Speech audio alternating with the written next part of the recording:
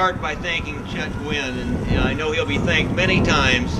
But a few years ago, Chet found the seed that became this idea. He nurtured it, helped it grow, and all of his work from that very day and the work of so many people here have resulted in this phenomenal occasion.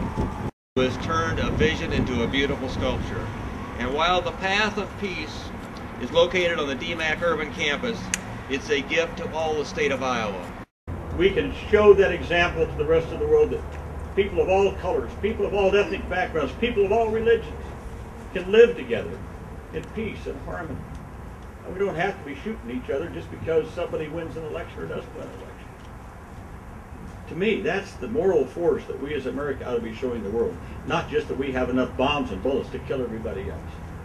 And I think as long as we adhere to that kind of a peaceful pursuit, not some kind of a small snapshot in time of peace, but a peaceful pursuit as a nation, embodied by this sculpture, embodied by those of you who have been so active in the peace movement. We adhere to that, we will have peace before war. And if we could adhere to that, we can truly say war is a thing of the past, because we put everything on making sure that peace comes first, not war. So I thank you, Ron Dinsdale. I thank all of you for what you've done here.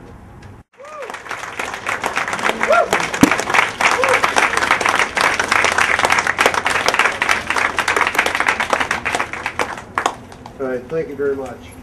And it's, I can't tell you how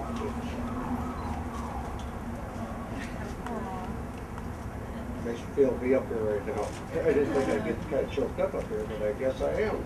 So anyway, but it's quite an honor to be here, and it's so good to see all of you here. I've got all kinds of friends, family, and former students, and just you name it here. So I do appreciate that.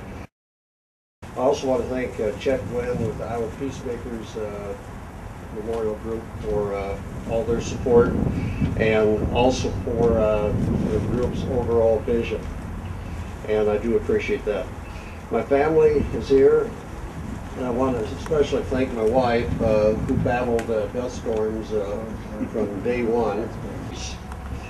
As Laura said, I am an Iowa native, and I have a lot of different titles, and those titles as a teacher and a parent and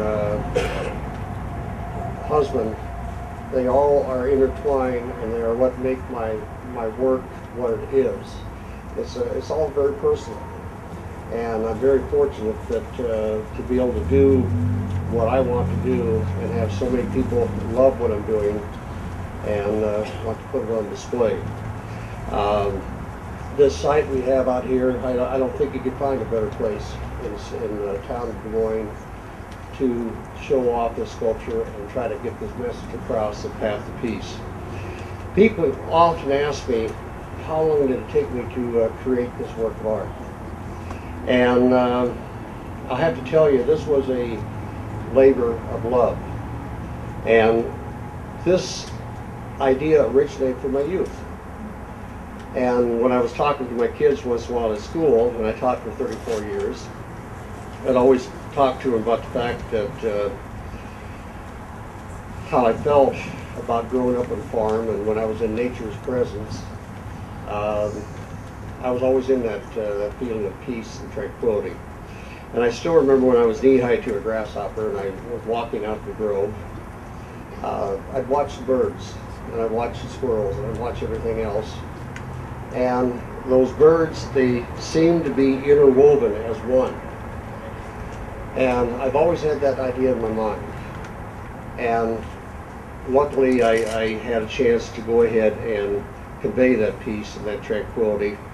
And those doves are forever turning, and that movement is always, I am always striving to have that movement convey in all my sculpture endeavors. Getting back to the original question, how long did it take me to do this? From the time we finally got permission to do this, and I don't know if some of you realize that there's politics involved in anything we do. I didn't realize how much, but there is. And from the time we finally got the go-ahead, it took 4 months for the quarry in Indiana to finally find the right stone. I think they rejected a couple stones, but when I did get the stone, I got it at the end of September of last year. And one nice thing about that, it gave me some time to prepare, because my sons and I, we dug up an area, laid 14 by 16 by 8-inch thick concrete slab, and then built a pedestal for the sculpture to go on. And once I got it there and started carving, it took me approximately 6 months.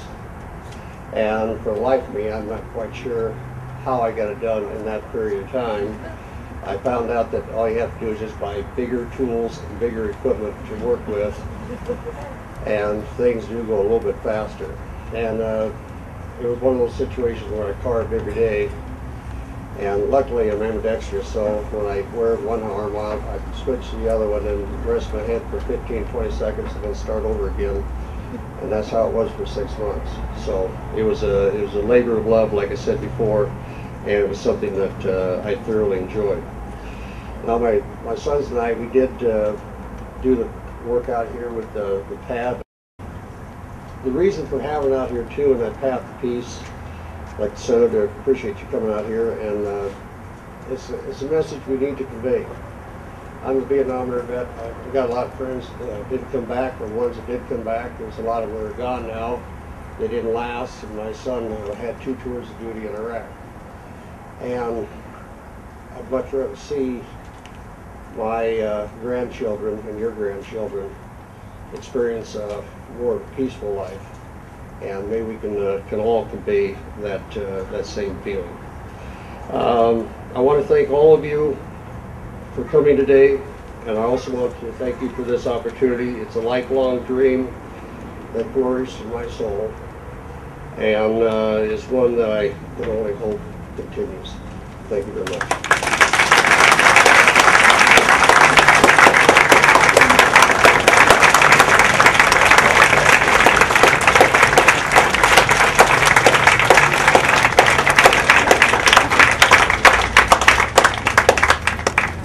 Thank you so much, Ron.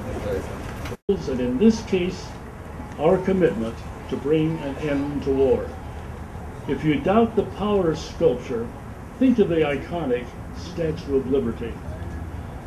Ron Dinsdale's sculpture can be the catalyst for keeping students and us citizens focused on the prize of peace. This campus, a microcosm of the world, has the potential to tilt the world in the right direction. If just an occasional student catches the vision of peace, it will justify its existence. Join me in applauding the Path of Peace sculpture.